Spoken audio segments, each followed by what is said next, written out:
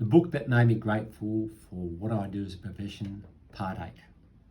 This week I'll address Johann Hari's 8 calls, the role of genes and brain changes.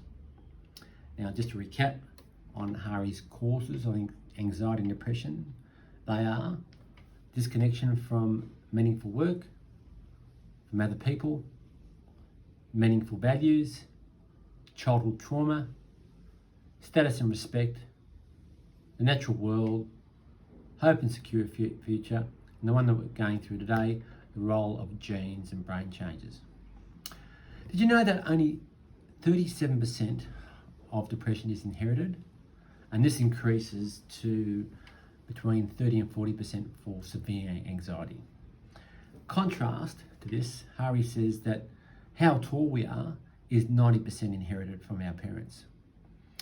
Hari believes that the brain can be changed by changing our natural environment and how we program the brain. He gives the example that learning a map of London will change your brain, as will being lonely, isolated, or grossly materialistic. Last July, as a practice, we decided to send our fee disclosure statements out, ongoing fee arrangements, and the various fee confirmations from several platforms who require their own form. This was, in my opinion, tedious, unproductive, frustrating, not to mention the preparation of the forms were absolutely sort of like unbelievable.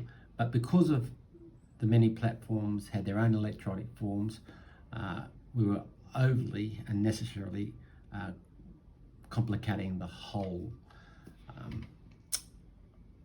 process with our clients.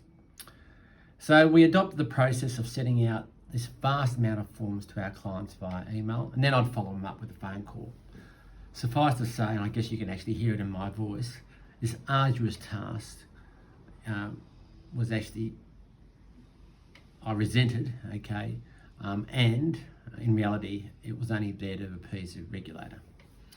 I remember calling a client, and this is after about 40 calls, and I was obviously standing a bit short. And in her words, she said, "James, how about a please and thank you?" Whoa, that knocked me back. And I had some serious reflection on the choices I need to make. So I made a choice to make sure that for every person I spoke to, I'd try and get one little bit of added value out of the phone call. I went from actually being quite depressed and anxious to being focused and jolly. And as Hari puts this down to the fact that the brain is always changing to the signals from the outside world. So I suppose what I'm saying is you've got a choice. What are your thoughts?